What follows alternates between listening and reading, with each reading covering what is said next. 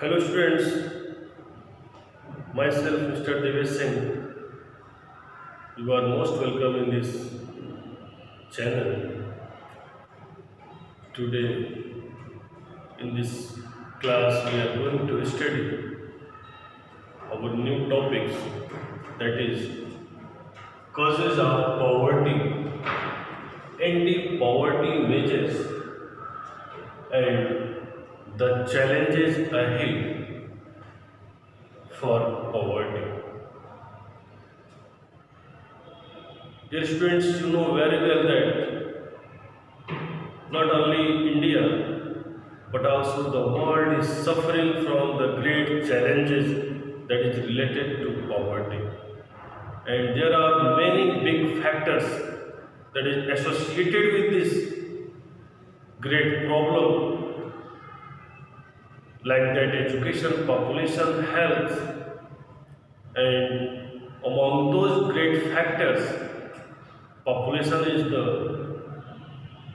biggest, greatest cause to affect our country's development. This is the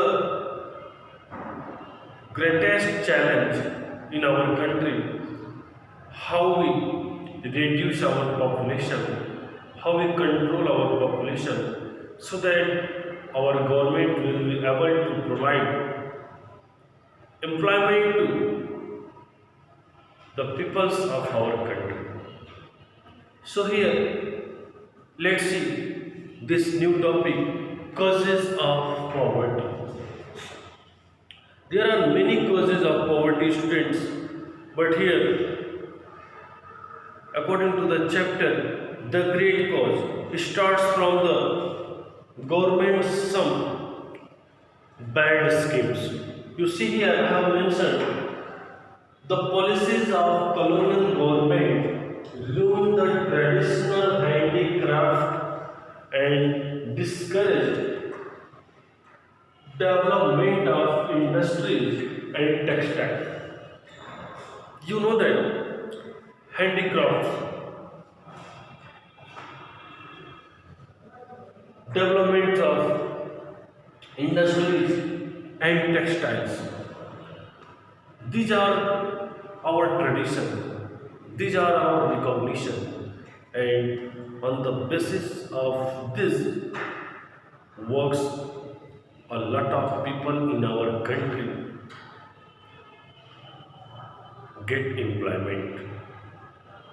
They manufacture their things, they sell it in the market, they earn money for their living, and therefore the people's lifeline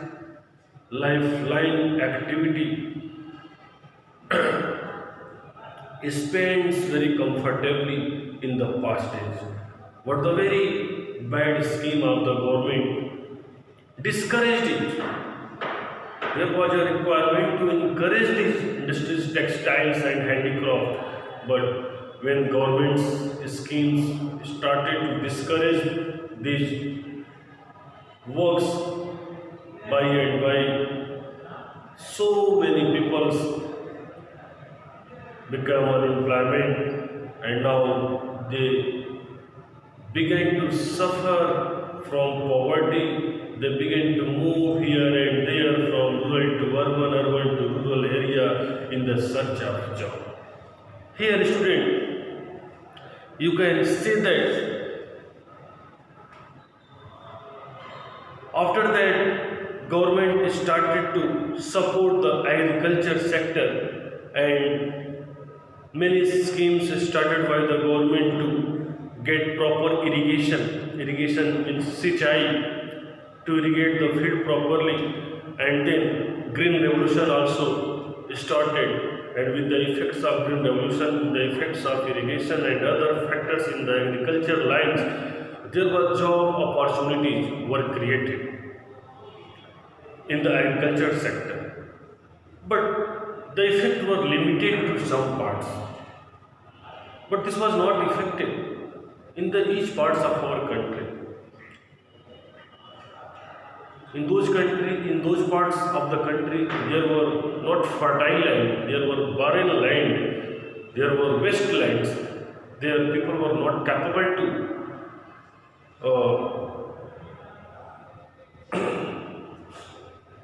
cultivate their land properly, and this scheme was not succeed there. So at that time, the industries both in the public and the private sector did provide some jobs, but this scheme was not sufficient for all the job seekers. At that time, according to the condition of the industries, the quantity of the industry's owner tried to provide job, but that step was not sufficient for all the job seekers. And then many people began to suffer. They were on the edge of starvation. So they started to do works like that rickshaw pulling, vendors, construction workers, domestic servants, and they did the jobs of such type of work to earn their living. Now, another feature of high poverty rates has been the huge income inequalities, and distribution of land and other resources was also affected to the poverty. The distribution of land was also not proper in the each areas. Many people were landless; they have no land, so they can't cultivate the land and to not produce the crops, so that they were now on the edge of starvation. So after that, government started some anti-poverty measures. Anti-poverty measures. Then, for anti-poverty strategy of the government is based on the two plans. The government's anti-poverty strategy is based on two plans. The first was promotion of economic growth. The first government anti-poverty strategy was promotion of economic growth, and secondly was targeted anti-poverty program. Targeted anti-poverty program. Students, over a period of 30 years lasting up to the early 80s, there were little income growth and not much reduction in poverty. The official poverty estimates, which were about 45% in the early 1950th century, remained the same even in the early 80s.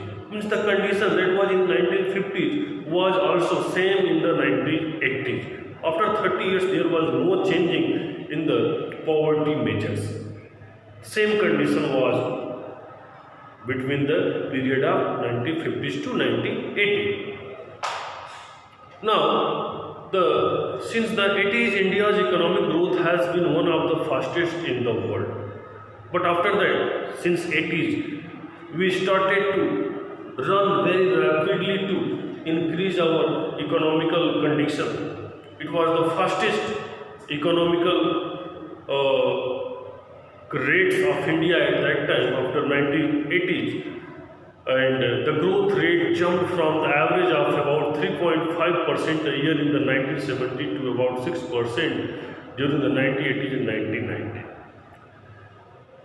Students, 3.5. At that time, before 1980, the growth rate was 3.5 to 6.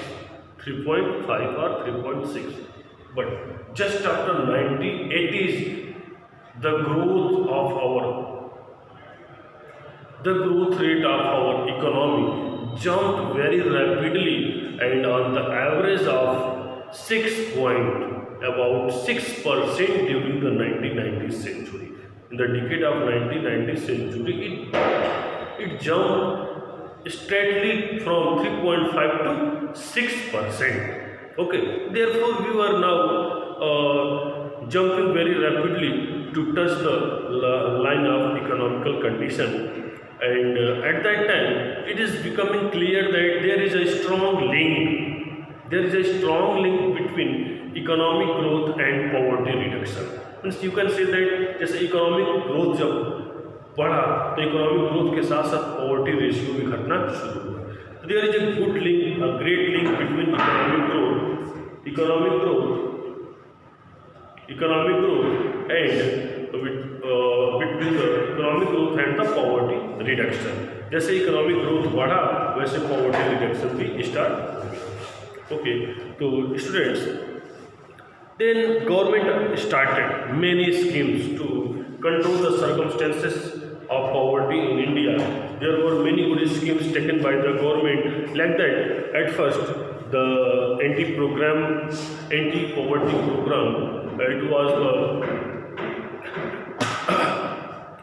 Mahatma Gandhi National Rural Employment Guarantee.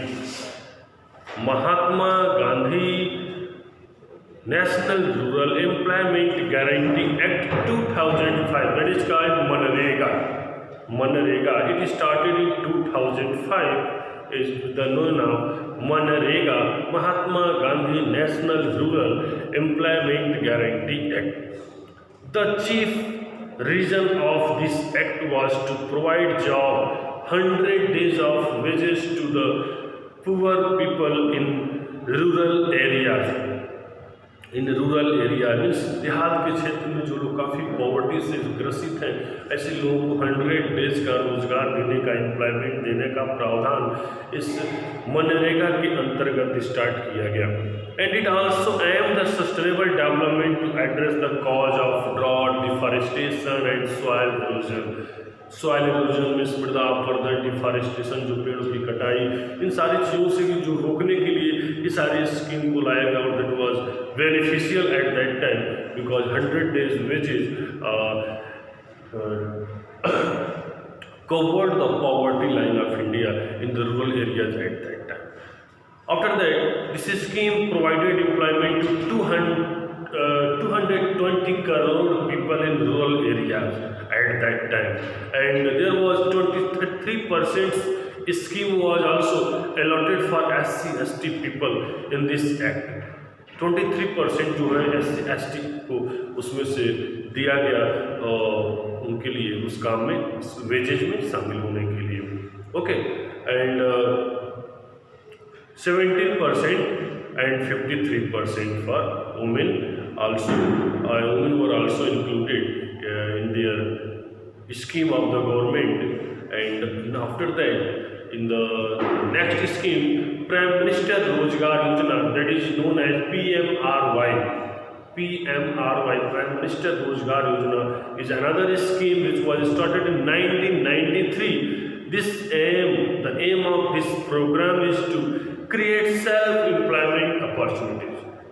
The aim of Pradhan Mantri Rozgar Yojana is to provide people's opportunity, self-employment opportunity, to start some business for themselves, to start some new works for themselves, so that they will stand on their own feet without any problem. They could start some new jobs, some new works, some new business in the rural and small town area. And many people set up small business and industries in rural employment generations. After that, once again a great program started by the government that is known as Swर्ण Jayanti Gram Swarojgar Yojana, that is known as SGSY, Swर्ण Jayanti Gram Rozgar Yojana. It was launched in 1999. It was launched in 1999. Swarojgar Yojana, Swर्ण Jayanti Gram Rozgar Yojana, and its main aim was to provide poor people, to bring out them from the poverty line, and also its aim of bringing the assisted poor families above the poverty line. Then the Pradhan Mantri Gramodaya Yojana PMGY also launched in 2000. Its additional central assistance is given to states for basic services such as primary health, education sector, shelter and etc. Means उसके बाद से बहुत सारी ऐसी schemes को लाया गया और ये सारी स्कीम्स का मतलब यही था कि जो रूरल एरिया में पीपल रह रहे हैं सो to provide them shelter, to provide them education, to provide them health. In all these sectors, it was the chief factor of the government so that the people will be capable to fight against poverty and they will capable to live a life that is full of uh, comfort, that is full of happiness, where there is no lack of food, water, and shelter, education, and health facilities.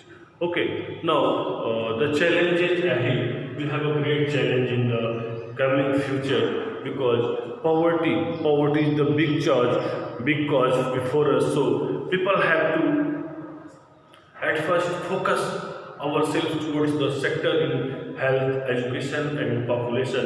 At first, when you will get educated, when you will spread the education in the each area of our country, definitely people will be able to understand the value of population.